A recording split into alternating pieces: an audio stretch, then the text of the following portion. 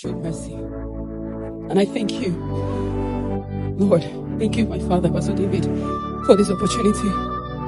For years, I told God, I said I will share this testimony to everyone that has ears. Because it's not God's desire that anyone should go to hell. While I was working in the bank, I was reporting to this lady. She was very nice to me, but later on I discovered I was always finding myself, getting into trouble.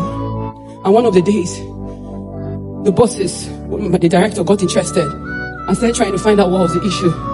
And later on, he didn't like people being taken advantage of in the office space. So I became very free with him. And then one of the days he said, let us hang out. And I was wondering, what bad could come out of hanging out? I don't drink, I don't smoke.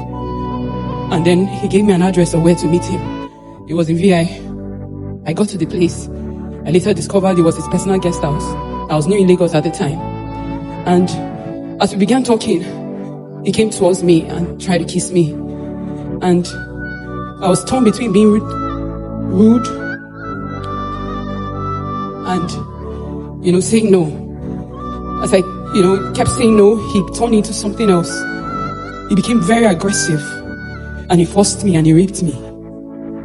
After that experience, and then I went to midnight service and I cried to God with all my heart. And I asked him for mercy. I left that service feeling light. I left that service feeling all the weight, the burden taken off me. The next morning, I started feeling some kind of way. And I was having to deal with the pain in my body, and I was wondering what could be the problem. Could it be that because I've not been involved in sex for such a long time, that's why my body was reacting that way? And then I walked down to the hospital just behind my house, and I went there and they told me that I was pregnant. And I thought the rape was bad. But when I got that experience, at that point I didn't even know what to do. I just felt like the only way was just to die.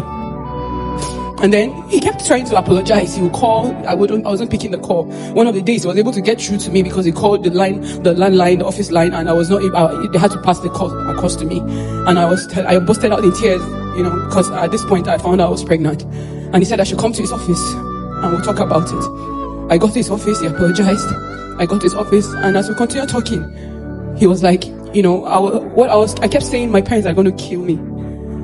I grew up being one of those children that my parents people would call their children and say, be like so person.